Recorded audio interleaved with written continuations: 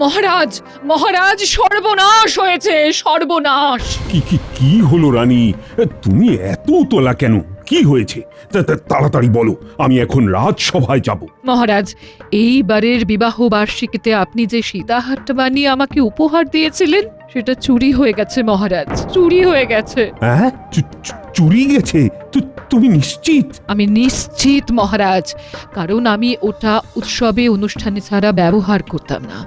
আমি ওটা আমার সিন্ধুকে যত্ন করে রেখে দিতাম মহারাজ। এ তো খুব খারাপ খবর রানী। রাজবাড়ির মধ্যে থেকে সব থেকে বড় কথা, তোমার সিন্দুক থেকে সীতাহার চুরি গেছে। এটা তো প্রশাসনিক ব্যর্থতা। এর সম্পূর্ণ দায়ভার আমার। না, আমি সভায় গিয়ে এই বিষয়টা নিয়ে কথা বলবো। তুমি নিশ্চিন্ত থাকো।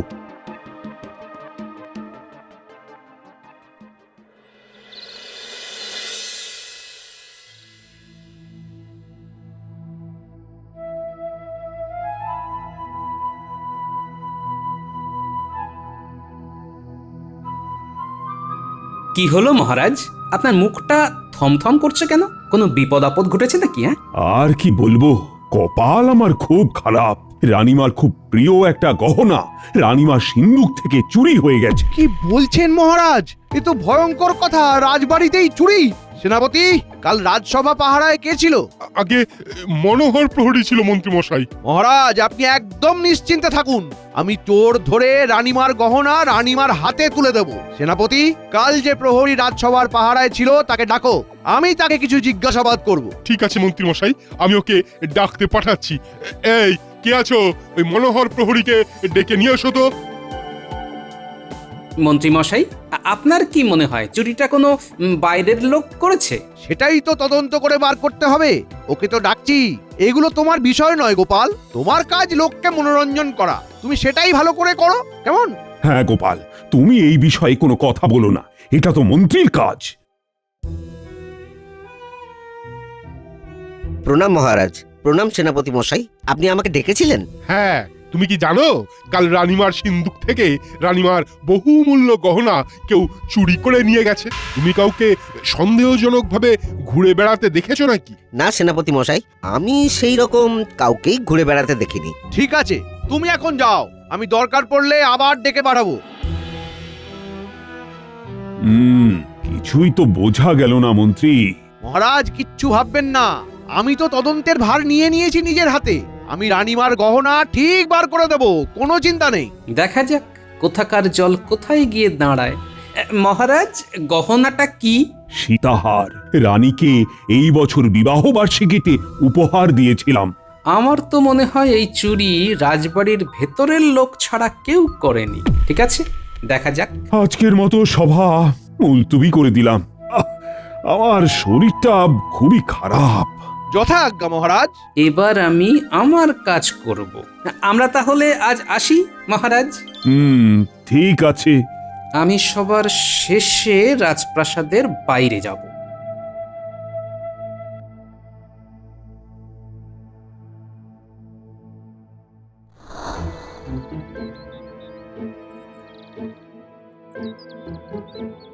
শোনো, রাজবাড়ির কোনো কর্মচারী যেন এখন বাড়ির বাইরে বের হতে না পারে। মহারাজের হুকুম, তোমাদের জানিয়ে গেলাম। বিজ্ঞানী, একটু দাঁড়াও। কি হলো? আজ তুমি সবার শেষে বার হলে কেন? দরকার ছিল বিজ্ঞানী। আচ্ছা গোপাল, রাজার ঘরে চুরি? হ্যাঁ, অবাক কাণ্ড বটে। আমরা তো ভয়ে মরি, কখন যে কি ঘটে। তোমার কোনো ভয় নেই সভাকবি, চোর কিন্তু রাজবাড়ির ভেতরেই ঘাপটি মেরে বসে। আমারও তাই মনে হয়। তুমি একদম সঠিক রাস্তায় যাচ্ছ। আমার কথা তো মহারাজ শুনবেন না, মন্ত্রীমশাই আমাকে বলতে দেবেন না। রানীমার সীতাহার চুরি গেছে সেই শুনে তো আমি হাত পা গুটিয়ে বসে থাকতে পারি না। তুমি কি করতে চাও গোপাল? তাহলে শোনো। বুঝলাম গোপাল, তুমি একদম ঠিক ভেবেছ। আর সভাকবি, এইটা কিন্তু তোমাকেই করতে হবে।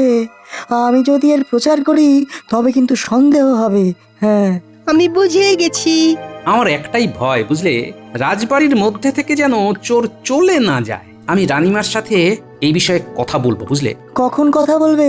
তোমরা তোমাদের ঘরে যাবে আর আমি যাব রাজবাড়ি।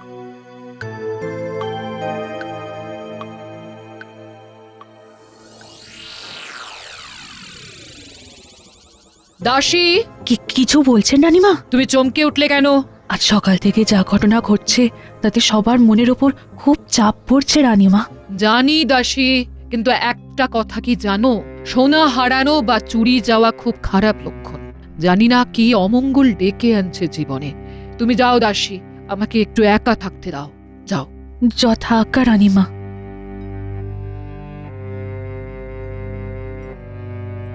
রানীমার জয় হোক। বলো প্রহরী, কি প্রয়োজন?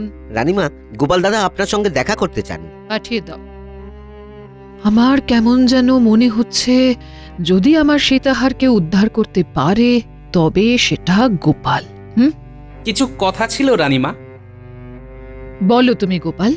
রানীমা, আমি আপনাকে কথা দিলাম, আপনার সীতাহার যে চুরি করেছে তাকে বামাল সমেত ধরে আপনার সামনে আনব। আমার তোমার উপর সেই বিশ্বাসটুকু আছে গোপাল।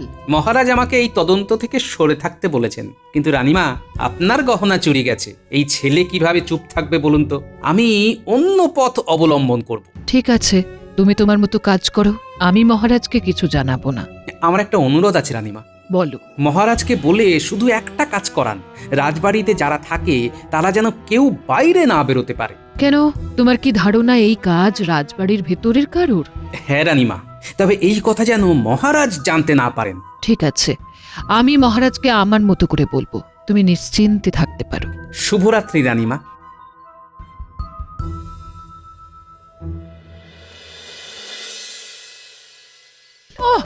আজকে হলো, এখনো এলো না? এত দেরি তো করে না। কি গো, আজ এত দেরি হলো যে? উমা, বলি কাঁধে ঝোলা কেন? কি আছে ঝোলা? ঝোলায় আছে চোর ধরার যন্ত্র, একটা গুপি যন্ত্র। চোর? কে চোর? কি চুরি হয়েছে? কোথায় চুরি হয়েছে? বলছি সব বলবো। অনেক কথা আছে গিন্নি, হাত মুখটা ধুয়ে আসি, তারপর কর্তা গিন্নি বসবো আজকে রোমাঞ্চকর গল্প বলতে।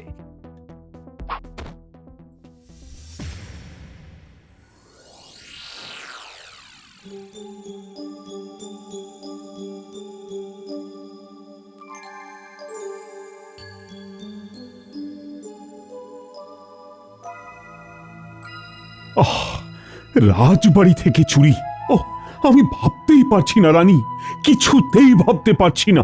পাহারা বাড়ান মহারাজ, আর একটা কথা ঘোষণা করে দিন, রাজবাড়ির মধ্যে যারা কাজ করে তারা যেন কিছুদিন বাইরে না যায়। সীতাহার পেয়ে গেলে তারা স্বাভাবিকভাবে কাজকর্ম করবে। ঠিক আছে, তাই হবে। মন্ত্রী মশাই কি ভাবছেন? এই মন্ত্রী মশাইয়ের উপরে আমার বিন্দু মাত্র ভরসা নেই। না না না, মন্ত্রী বলেছে খুব তাড়াতাড়ি চোর ধরা পড়ে যাবে। হলেই ভালো। আচ্ছা, এই চুরি সম্পর্কে গোপালের কি মত? গোপাল অনেক কিছু বলতে এসেছিল, আমি গোপালকে কিছু বলার সুযোগ দিইনি। আচ্ছা, ও এই সম্পর্কে কি কথা বলবে বলতো? শুধু শুধু কিছু সময় নষ্ট আর শক্তি ক্ষয়। বুঝলাম। এবার বুঝলে তো তোমাদের কি করতে হবে? বুঝেছি, আমাদের প্রচার করতে হবে। সত্যি বলি, তোমার কি বুদ্ধি! রানীমার পছন্দের সীতাহার নিয়ে চোর পালাবে, অত সোজা? আচ্ছা, একটা কথা, এই যে তুমি রাজসভায় থাকবে না, তাতে মহারাজের সন্দেহ হবে না? আরে বাহ, তুমি দেখছি ঠিক আমার মতোই ভাবছো। এই তো, এই না হলে গোপালের গিন্নি। তুমি ঠিক ভেবেছো। আমিও কি করব ভেবে নিয়েছি। তুমি কি করবে গো? আমি এমন বিরক্ত করব যাতে করে মহারাজ বিরক্ত হয়ে আমাকে রাজসভা থেকে বার করে দেবে। ব্যাস, রাস্তা পরিষ্কার। কি বাবা রে বাবা, বলি সত্যি বুদ্ধি বটে তোমার।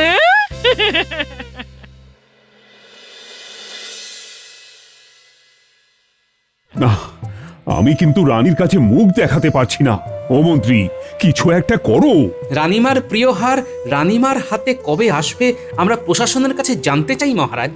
তুমিও একজন রাজকর্মচারী গোপাল, এটা ভুলে যেও না।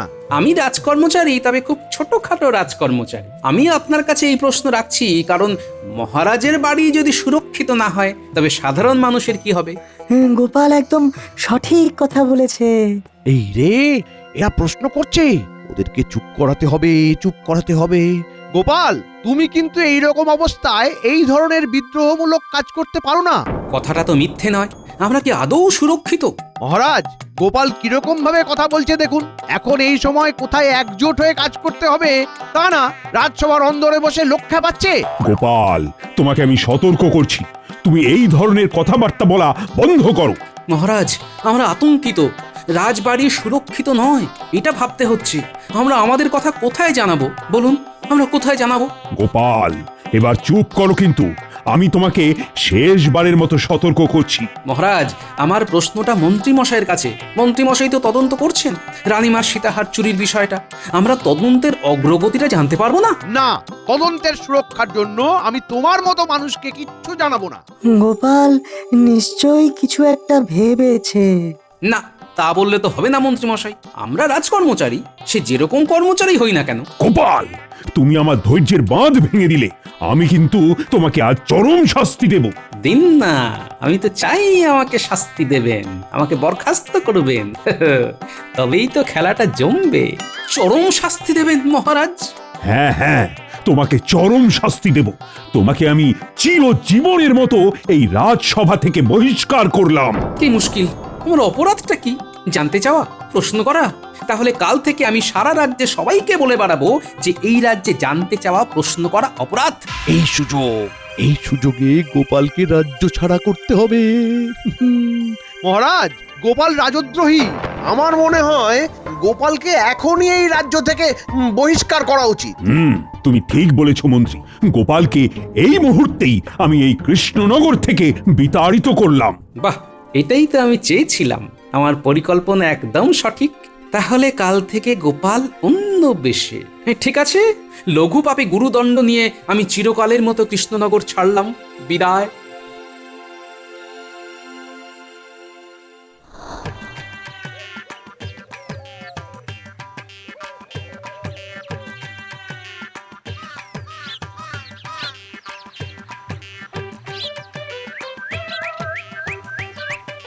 ভালোই হলো, পুটিদের সাথে দেখা হয়ে গেল। কাল তো ওদের সাহায্য লাগবে। যাই, ওদের কাছেই যাই। গোপাল দাদু, তোদের দেখে এখানে চলে এলাম। তুমি এখন বাড়ি ফিরছো এত তাড়াতাড়ি?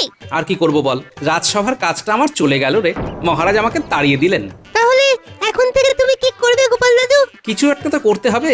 চল বাড়ি, ওখানে বসে আমাদের অনেক কিছু আলোচনা করতে হবে। ঠিক আছে, তাই হবে। চলো তবে।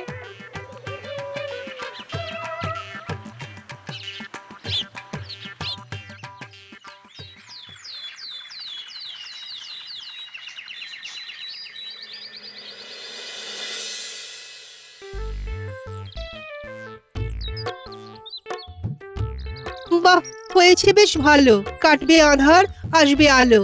গণৎকারের গণনা সারা হবে, আনন্দেতে মেতে উঠবো সবে। আমি এখন যাই মহারাজের কাছে, তাকে অনেক কথা বলার আছে।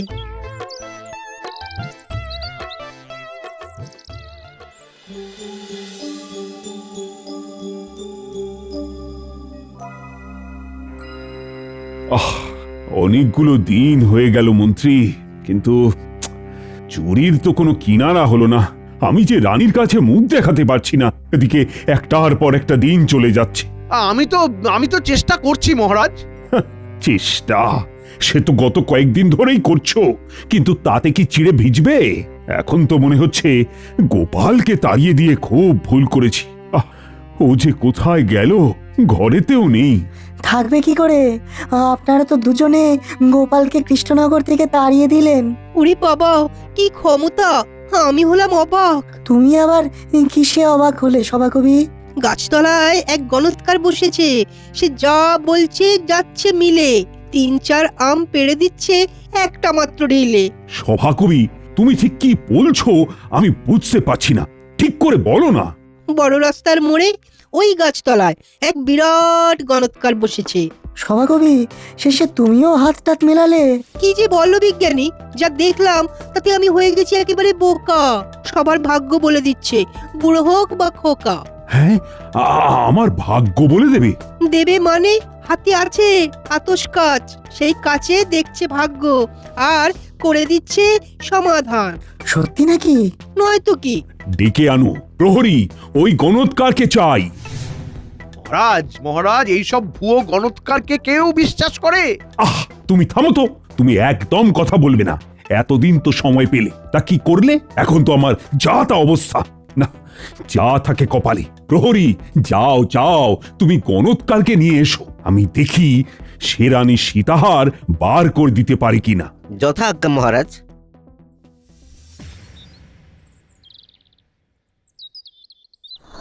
এই গণৎকার ছাড়া আমার আর কোনো উপায় নেই।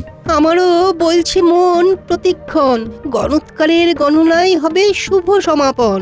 বলছো? বলছি। আমার এইসবে বিশ্বাস নেই। গুনে বলবে হার কোথায়?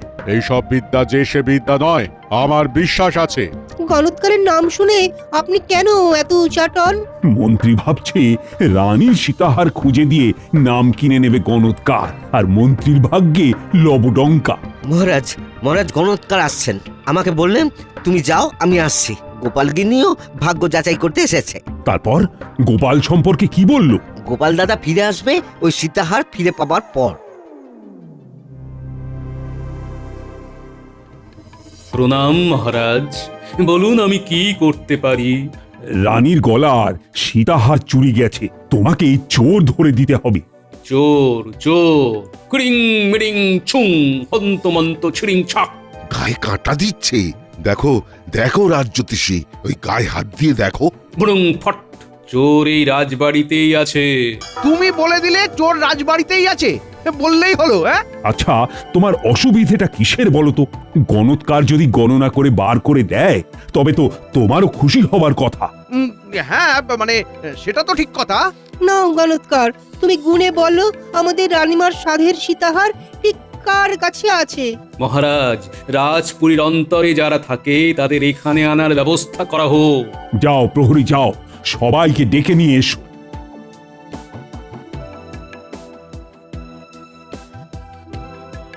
ওফ, কি অসাধারণ অভিজ্ঞতা! মন্ত্রীমশাই এত চিন্তিত কেন? ব্যাপারটাতে বেশ আষ্টে গন্ধ আছে মনে হচ্ছে।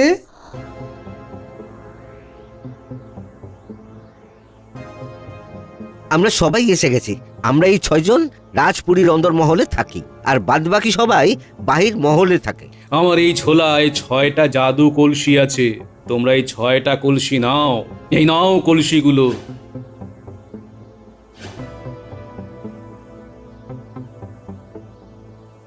কলসিগুলো হলো জাদু কলসি। আমি যাবার আগে এই কলসিগুলোতে অর্ধেক জল ভরে যাব। কাল সকালে রাজবাড়ির বাইরে প্রত্যেকে নিজের নিজের কলসি নিয়ে দাঁড়িয়ে থাকবে। আমি কলসি দেখে বলে দেব কে চোর। কি কি কি করে? মহারাজ, যে চোর তার কলসির জল কলসিতে অর্ধেক থাকবে না, কলসি পূর্ণ হয়ে যাবে। বাহ, এবার জমবে মজা। চোরের অবস্থা হবে ভাজা ভাজা। আর একটা কথা, মধ্যরাতের পর আর কলসিতে হাত দেওয়া যাবে না। মধ্যরাত থেকে সকাল পর্যন্ত সব কলসি বাইরে রাখতে হবে। তখন কলসিতে হাত দিলে সর্বনাশ হবে। এটাই জাদু কলসির বিশেষত্ব। ঠিক আছে, আমি প্রহরীকে আদেশ দিচ্ছি, মধ্যরাতের পর সব কলসিগুলোর নাম লিখে বাইরে এসে পাহারা দেবে, যাতে কেউ কলসির ক্ষতি করতে না পারে।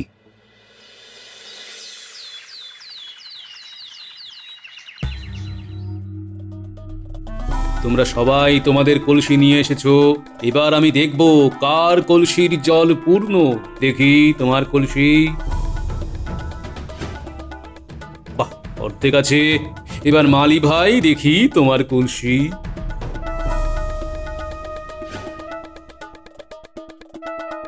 ও বাবা, তোমার কলসিও তো অর্ধেকই আছে। যাও, তুমিও মুক্ত। গণৎকার, এখানে যারা আছে তাদের প্রত্যেকের কলসি অর্ধেকই থাকবে, কারণ তারা বহু বছর ধরে আছে এবং তারা খুবই বিশ্বাসী। সে তো একটু পরেই আমাদের জানা হয়ে যাবে, আর কিছু মুহূর্ত পর জানতে পারবো। এবার দাসী, দেখি তোমার কলসিটা। মহারাজ, তাজ্জব, এই কলসির জল তো ফাঁকা। মানেটা কিছু বুঝতে পারছেন? দাসী, তুমি সারা রাত ঘুমোওনি। তোমার চোখের কোলে কালো রাত্রি জাগার দাগ স্পষ্ট। মানেটা কি হলো? মহারাজ, চোর এই দাসী। কি বলছো গণৎকার? ওর কলসির জল তো পূর্ণ হয়নি, তবে রানীমা, আমি একটা মনস্তাত্ত্বিক পরীক্ষা করেছিলাম। এই কলসিগুলোর মধ্যে কোনো জাদু বা বৈদ্য কিছুই নেই। দাসী মনে মনে জানতো যে সে দোষী, তাই কলসি পাওয়া মাত্র অর্ধেক কলসিরই জল ফেলে দেয়। তার কারণ দাসী মনে মনে হিসাব করে নেয় যে এই জল ফেলে দিলে জল পূর্ণ হতে হতে সকাল হয়ে যাবে। অনেক হয়েছে তোমার গণনা, এবার তুমি যাও। না, তুমি যাবে না। আমি বিষয়টা বুঝতে চাইছি। সবার জল একই রইল, শুধু দাসীর কলসিতে জল ফাঁকা। এটাই তো খটকার বিষয়। দাসী, তুমি স্বীকার করো। রানীমা, আমার খুব অন্যায় হয়ে গেছে রানীমা। আমি দোষ করেছি। কি মন্ত্রীমশাই, এবার আপনার বিশ্বাস হলো তো? দাসী তোমাকে রানী এত ভালোবাসে, আর শেষে কিনা তুমি এই কাজ করলে? ছি ছি ছি, তোমাকে কিন্তু কঠিন শাস্তি দেওয়া হবে। মহারাজ আমাকে ক্ষমা করুন। আমি আমার জন্য সীতাহার চুরি করিনি। আমাকে চুরি করতে বাধ্য করেছিল একজন। কে? মন্ত্রী? তুমি? হ্যাঁ, মন্ত্রী মশাই আমাকে দিয়ে সীতাহার চুরি করিয়েছিলেন। তার জন্য আমাকে উনি 500 সোনার মোহর দিয়েছেন। মন্ত্রী, হঠাৎ তোমার রানীর সীতাহার চুরি করার কি প্রয়োজন পড়লো? গৃহ শান্তি বজায় রাখতে গিয়ে আমাকে এই কাজ করতে হয়েছিল মহারাজ। আমার গিন্নি আমাকে সীতাহার করে পাগল করে দিচ্ছিল। রাগ করে বাপের বাড়ি চলে গেছে মহারাজ।